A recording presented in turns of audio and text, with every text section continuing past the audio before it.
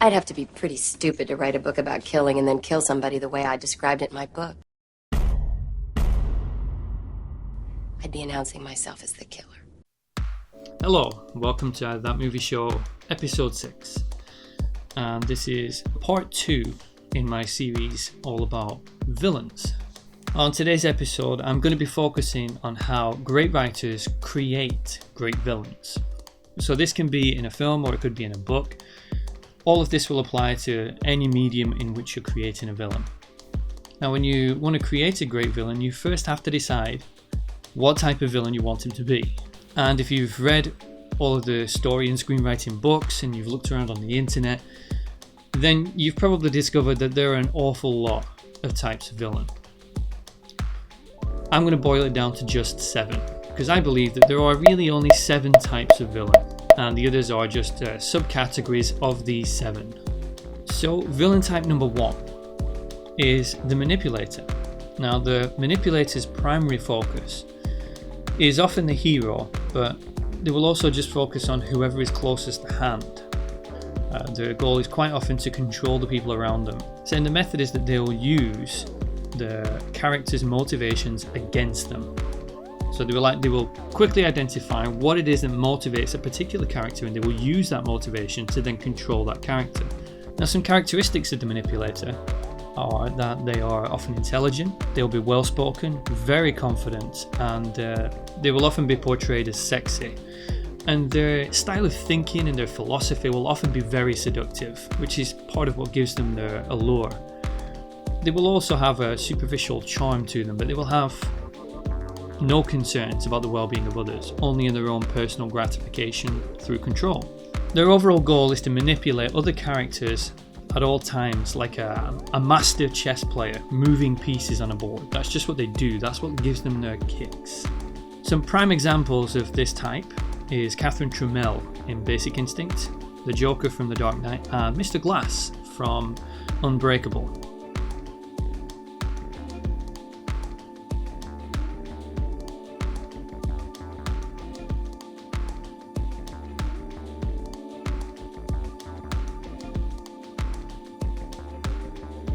The next villain type is the sympathetic type. Now, the sympathetic villain's primary focus is usually something very personal.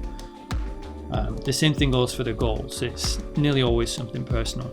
They will use a variety of different methods to achieve that goal and don't really focus on any one thing. It's actually a good villain type to write because it gives you so much scope and room to create a deep and meaningful character, but it is also the most difficult villain type to write really well. The characteristics of the sympathetic villain is that they're a reluctant villain. They're usually a victim of circumstance or personal tragedy, and their villainy isn't something that they've chosen. It's usually something that's been thrust upon them via an external force. They'll also often have kind of a weird code of ethics or code of honor that will make them seem not all that bad. And they also have little interest in the hero or protagonist unless that hero or protagonist becomes an obstacle to their initial, very personal goal. Some good examples of this are Frankenstein's monster in Mary Shelley's Frankenstein, General Hummel from The Rock, and Andrew from Chronicle.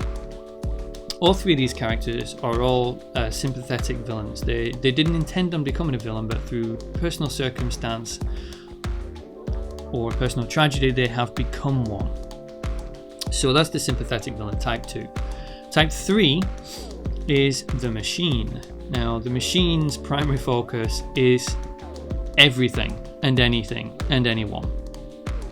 His overall goal is destruction, and obviously the method is some violent act of some form. Now, the characteristics of the machine are that they rarely, if ever, speak. They are almost supernaturally invulnerable or unstoppable. They will often be faceless or unfeeling, and they're completely unreasonable. You cannot bargain with the machine. This is best exemplified by the late 1970s and early 1980s slasher movies, which featured characters like Michael Myers in Halloween, Jason Voorhees in Friday the 13th. And this is generally what we think of when we think of the machine. The Terminator in the Terminator also qualifies as this. But it doesn't necessarily mean that the machine is just a person, because forces of nature also qualify as the machine. In fact, the antagonist in many of those disaster movies is nature itself, and it definitely falls under the category of type 3, the machine. The fourth type is a very popular type and is employed pretty often in films, but most of the time it's not done very well. It's very shallow. The fourth type is the dinner guest, whose primary focus is usually a very simple goal, and it's usually some form of attainment. They're usually trying to steal something, escape something, acquire something or someone. It's a very simple point A to point B goal, and that's pretty much all they're interested in. That's their focus. They don't focus on the hero. They just focus on their goal. They're very problem and goal oriented.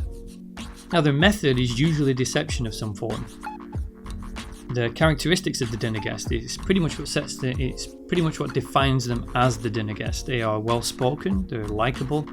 They will be very friendly. They're usually very well cultured, and they will have intricate knowledge of high society, fashion, dining, the arts, all those kind of things. They will be intelligent, and at the same time, they will be completely ruthless.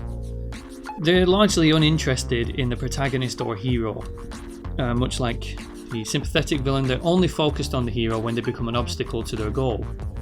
Some examples of the dinner guest include Hans Gruber from Die Hard and Hannibal, as played by Anthony Hopkins in Silence of the Lambs.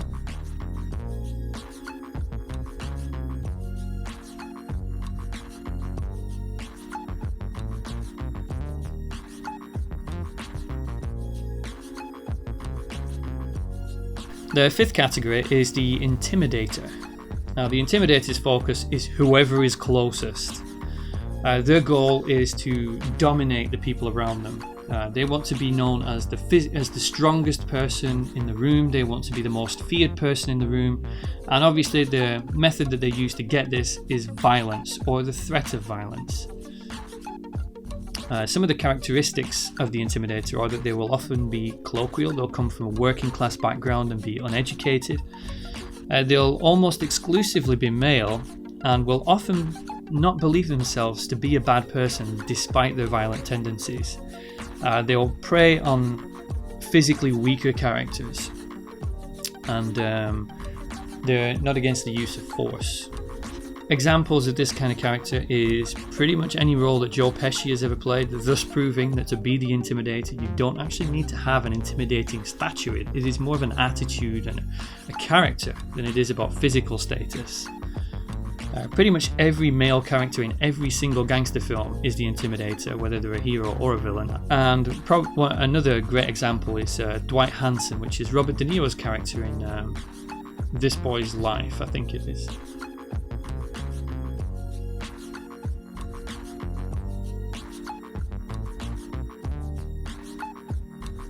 So the next category, category number 6, is the obsessive lunatic. Now, the obsessive lunatic, I like the title. Their focus is 9 times out of 10, it's the hero or protagonist of the story. It's always a very personal focus. Their goal is possession or destruction, and it's, like I said, it's personal in some way. When I give the examples, you'll understand what I mean about their goal. The method is nearly always violence in one way or another. And characteristics is that they're often delusional. They have a mentality which very much suggests ends justify means. They're singular focus and very tunnel visioned, with a complete disregard for any and everyone else. Good examples of this is Gary Oldman's Norman Stansfield in Leon, Darth Vader in The Empire Strikes Back, and I'm going to be specific and say The Empire Strikes Back, and Glenn Close in Fatal Attraction. Now, if we look at this type, Glenn Close is probably the best example to use.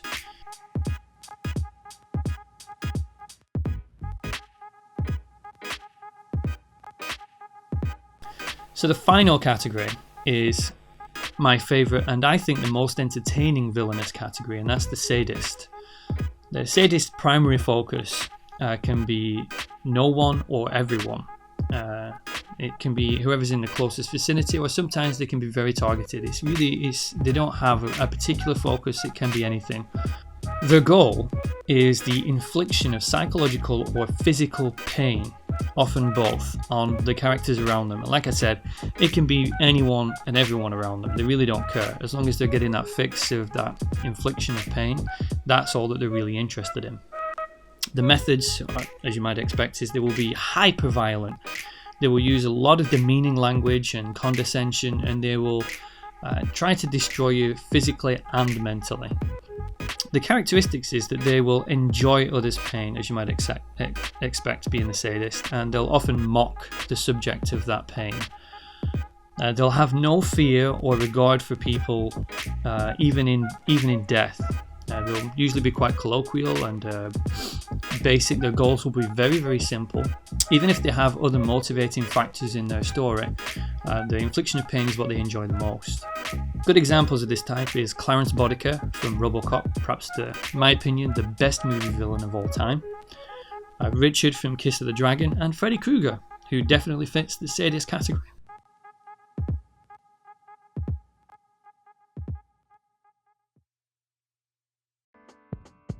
So now that we have our villainous types and you selected which villain type you want to use for your film, we then have to talk about how your villain enters and exits the story, because these things are important. Your villain's introduction should establish 3 criteria for sure. The first one is that it should establish what type of villain they are. The second is they should be establishing what the motivation for that villain is and what methods they will use. There is a bonus criteria which you don't necessarily have to hit, but it's good if you can, and that is if you can also establish the relationship to the hero. Now, a good example of a villainous introduction is with Clarence Boddicker in RoboCop, and it's during this scene where we find out what his motive is. Money is his motive. And then shortly after, in this section, we establish what his type is, and that is the sadist. Can you fly, Bobby? Because he's clearly reveling in the pain that he's inflicting on one of his own men. And then just a short time after that, we establish what his methods are when he throws Bobby into the police car. Violence. So RoboCop does hit the bonus criteria as well, because a little while after that, when they're in the warehouse and Alex Murphy is trying to arrest the gang, we establish Clarence's relationship to the hero. And in essence, he actually creates the hero by murdering him in such a brutal fashion, which also cements the fact that he is definitely the sadist. Marvel takes a lot of very justified criticism in their lack of compelling villains, and one of the reasons for this is they really don't know how to introduce the villains, with the exception of Joss Whedon. In Guardians of the Galaxy, where we meet Ronan, who in the comics is a very different character. But assuming that you don't know anything about Ronan, we need to know everything about Ronan in this introduction. But yet we don't actually learn anything. We don't learn what type of villain he is, we don't learn what his motivation is. We get a rough idea that his methods are violent, but that is really all we get, and we get absolutely no clue to his relationship to the hero at all. There is one small disclaimer. When introducing your villain, if your villain type is the manipulator, then you might want to hold off establishing that early. It is the only exception to the rule, because the manipulator will often they will either enforce or facilitate a plot twist, and if you reveal that they are the manipulator really early, then you're also going to reveal that plot twist way too early as well. You can still do it, because Loki in the Avengers is definitely the manipulator type, and if we just take a quick look at his introduction, within a few minutes we establish the type of villain that he is. He's the manipulator as he starts manipulating the people in the room. His motivation is the Tesseract, and his methods are that he will use psychology, and in this case magic, to manipulate people. Pretty coincidental that most Marvel movies are cited as having bad villains, and they don't follow what I've just said, yet Loki, the one time that everybody likes the villain, and they did establish his introduction exactly as I've just said. So now we're going to talk about how these characters are going to exit the story. This is actually really, really simple. The exit should match the type. That's it. It's that simple. So if you have a sadistic character, then he has to have an exit that is going to match that. I'll give you an example. Clarence Boddicker in RoboCop. I know I keep coming back to him, but again, this is something that Ed Neumeyer has done very well. Clarence Boddicker is stabbed in the neck by RoboCop during this scene and slowly chokes to death on his own blood, which is exactly the kind of death that Clarence would really have enjoyed giving to any one of his victims. Likewise, if you have a sympathetic villain, you're going to have to give him a death which will keep generating that sympathy. And the most commonly employed way, and probably the best way, is to give him a sacrificial exit from your story. Now we need to talk about one more thing, and that is the villain-hero dynamic. With the exception of the Machine, which doesn't really need a villain-hero dynamic at all the others will fit one of two dynamics: the dark reflection or the polar opposite. We'll start with the dark reflection. Now, the dark reflection basically means that the villain and the hero will be very, very similar. They will act in similar ways, they will have the same goal ideally, or similar goals, and they will employ a lot of the same tactics and characteristics. As an example, I'm going to use the Joker and Batman in The Dark Knight. Both characters dress theatrically in order to use symbolism as a weapon. Both characters are not against using violence to achieve their goal. Both characters are very seductive in their philosophies and way of thinking. The only difference with the Dark Reflection is that the characters will share the same goal, but they will use different means and have different motivations. Their goal is the same. They're both fighting for... You didn't think I'd risk losing the battle for Gotham's soul in a fistfight with you. And they have different motivations. Batman's motivation is the death of his parents, which motivated him to become a crime fighter and try and eliminate crime from the city. The Joker, however, actually we don't know what his motivation is, and that's what makes it different. Batman is a very organised, a very structured and very definite motivation, and the Joker is not. Now, the second villain-hero dynamic was the polar opposite. It's not as simple as one character is good, one character is bad, one character acts in good ways and another character acts in bad ways. It's not quite that simple. When I say polar opposite, I mean you need to take stock of the individual characteristics and attributes of those two characters, and they both have to contain the opposites of the others. A good example of this is in the movie Die Hard. It is the best example, in my opinion, of the polar opposites. If we look at John McClane, we can see that he is a very down-to-earth everyman. He speaks very abruptly, very colloquially. He's a very reactionary character. He's not above using violence, but he has a line to the violence that he will use. He's a policeman, he's a family man, and he's not really one for high society or culture. He's a far more simple character in that respect. But Hans Gruber is the opposite of all those things. He dresses well, he's very intelligent, he's very well spoken. He is very calm and collected throughout the entire movie almost, and he's a criminal. So you can see they're not opposites in the sense of good and evil, but their characteristics are opposites of each other. If they've both got some likable characteristics, it actually makes them more interesting and compelling to watch. Of the two dynamics, personally speaking, I think the Dark Reflection is the easiest one to use as a writing mechanic, just because the Dark Reflection means both characters will have the same goal, which also means that conflict will occur naturally as part of your plot, and you won't need to shoehorn it in there, and you won't need to put much effort into putting that conflict in there. It will exist naturally. The polar opposites isn't quite the same. As we see with Die Hard, these two characters have to be forced into each other's path in order for conflict to happen. Now, it can still work, as it does in Die Hard. There's a reason why it's one of the most popular action movies of all time, and it's because of this dynamic. So that's it. That is how to write a compelling, interesting and entertaining movie villain.